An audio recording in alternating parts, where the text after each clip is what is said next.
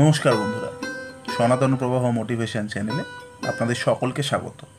শুরু করছি শ্রী শ্রী মায়ের কথা। শ্রী শ্রী মা অরূপানন্দ মহাশয়কে ঠাকুরের এক ভক্তের গুরুভক্তির ব্যাপারে কিছু কথা বলেছিলেন। আমরা সেই কথাই আজকে আপনাদের সামনে তুলে ধরব।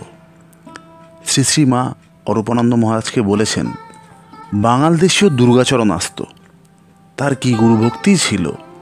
ঠাকুরের অসুখের সময় তার জন্য 3 দিন খুঁজে আমলকি এনে দিল। 3 দিন আহার নিদ্রা নেই। একবার শাল পাতায় প্রসাদ দিলুম বাগবাজারের গঙ্গার ধারের গুদামলা বাড়িতে। পাতা শুদ্ধ খেয়ে ফেললে। কালো শুকনো চেহারা, কেবল চোখ দুটি বড় আর উজ্জ্বল ছিল। প্রেমের চক্ষু, সর্বক্ষণ প্রেমাশ্রুতে ভেজে থাকত। শ্রী শ্রী ঠাকুর ও শ্রী শ্রী মায়ের কাছে আমাদের প্রার্থনা, আমাদেরও যেন গুরুর প্রতি ভক্তি এবং শ্রদ্ধা জন্মায়। কারণ গুরুর প্রতি ভক্তি এবং শ্রদ্ধা ছাড়া আমাদের মুক্তি সম্ভব নয়। শ্রী শ্রী ঠাকুরের ভক্তের গুরুভক্তির কথা কেমন লাগলো তা আমাদের অবশ্যই কমেন্ট করে জানাবেন।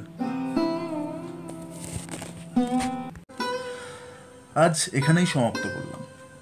পরবর্তী এপিসোড থাকছে পরের ভিডিওটিতে। আজকের ভিডিওটি ভালো লেগে থাকলে লাইক, কমেন্ট ও শেয়ার করতে ভুলবেন না।